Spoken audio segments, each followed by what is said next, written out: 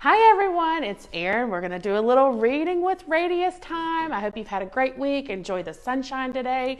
And we're going to read a little bit about the earth. When the earth shook. Alya and Attic had a big job to do. They twinkled above a tiny dot named Earth. And Earth loved their twinkling.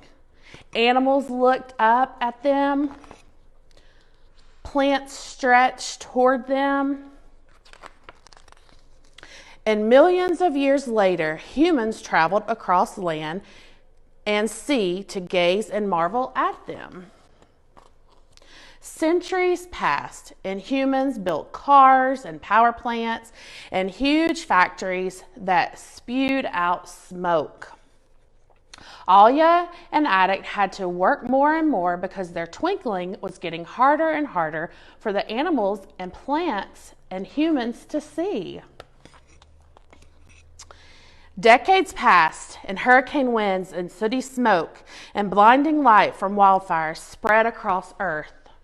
Alya and Attic had to use every bit of their energy to be seen until at last their twinkles could no longer shine through earth smoke and soot and stormy weather. Alya and Attic became frustrated and grumpy and screamed at Earth, "Stop! You are making it impossible for us to do our job."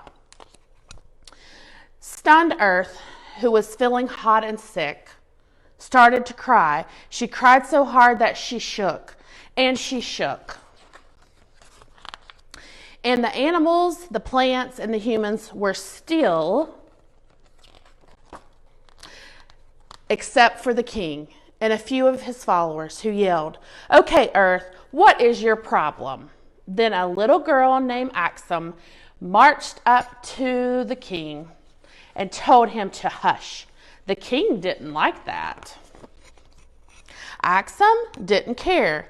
She knelt down and whispered gently to the earth, "Can you please stop crying?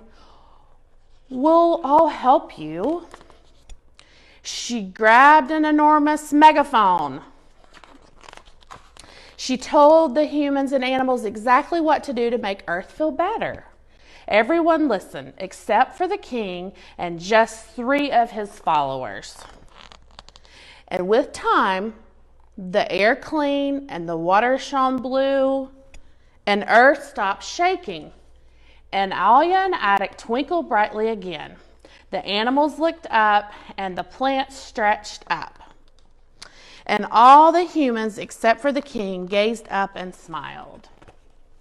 Buffy, thank you for letting us borrow this book. It was a great story this week, and we hope you have an amazing weekend, and we'll see you next week.